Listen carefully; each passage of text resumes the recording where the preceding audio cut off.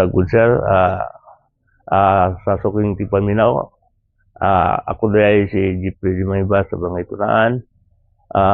Pati sa mga proyekto diri sa akong barangay, ang barangay naggahin po 20% gyud sa mga project.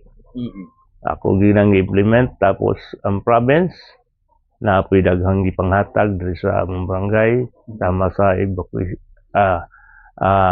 gym, evacuation center, mga kalsada, o sa LGU pod na panghatag nga 400 meters, almost 400 meters nga barangay road. Dayon nagkuan pod og karong bag-o, nagkuan na pod og kanang kalsada nga himo i-construct sa LGU o sa province. Pinaagi sa ato ang Congresswoman Amina Limapuro. Siya mintabang gyud ang project gikan sa Pinamparan padung sa Pinamparan Tunaan padung sa Kamalan. Kana karon may tutukan sa munisipyo ug sa province. So karon padayon pagyapon ang mao proyekto. Oo sir, kay ang 5 million sa diri sa LGU na backfill na ang ipaabot sa 5 million pod nga counterpart ni Congresswoman kami nga pod. So kana mo ipatubas og backfill padung gyud sa Kamalan, bali opening road manguna siya. Posible nga kining magasto ni 5 million ani nga ikaduhang 5 million posible maabot na sa barangay yun Kamalan. Oo. O sa sentro bahin. Posible gid sir, kay murag dako-dako mo, pero ug na may makulang pero gamay lang nagkulang ana na mao nga kandidat. Dahil sa lain bahin kap ang ato ang mga ubang pa mga proyekto din sa ato ang sama sa mga building, kumusta?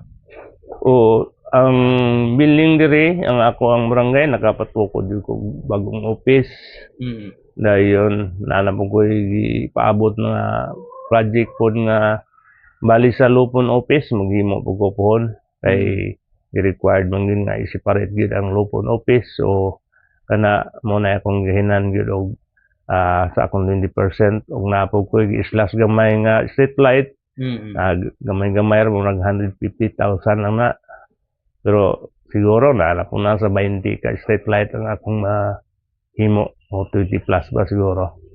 At itong mga ayuda Rikap, padayon pa bagyapon sama sa mga similya, mga seedling sa itong humay mais o kinini ang labi na gyud sa itong mga katawhan nga ninghanglan po sa taga-adlaw-adlaw nga lang nga pagkaon doon na pati mga ayuda po ng mga nabag po. Oo. Sir, ang sa farmers, bali sa farmers gyud updated gyud na gyud sila permitting nga gitabang sa mga farmers kaya sama sa seeds, abono na gina every cropping na gina sila gipanghatag gikan sa region national mo na nga nakadawat gyud ang mag-uma, labi na rong umabot po kuno nga naay 2,300 nga cash nga ihatag sa mag-uma. So amo po na mao po na among paabot kay karon kuno na month. Og parte po sa ayuda na po yung mga karon nagpaygayon po og panghatag ang LGU gikan sa DSWD ng 12 kilos nga bugas na atong last week na hatag po sa mga katawhan nga galisod. Dayon siguro pod kanang 2,000 nga ayuda gikan sa nasyonal na mahatag po siguro na kay mao na programa sa ato ang presidente. Ikaw manager, wala kay mga pangutana.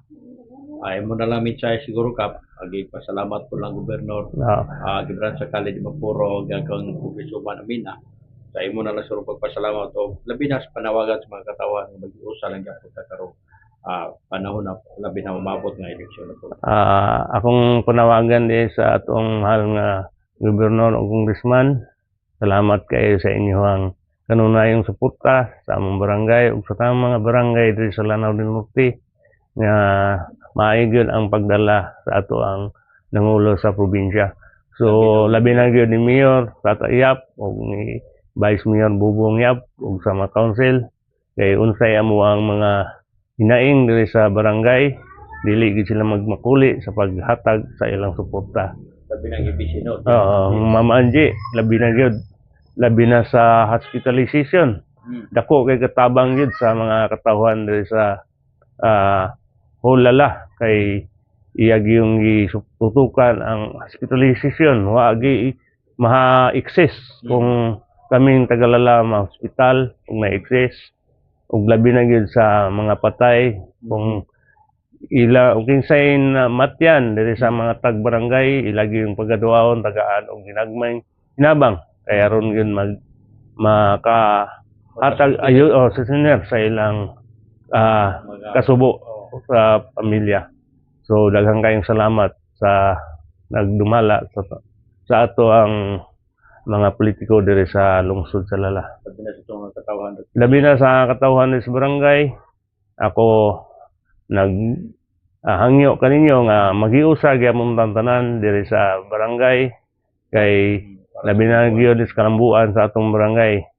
Labi na gyud kay nagpadulungan kaming ng atong barangay eleksyon. So depende lang ninyo og unsay inyong ikatan-aw sa inyong tangang barangay kapitan. Daghang kayong salamat.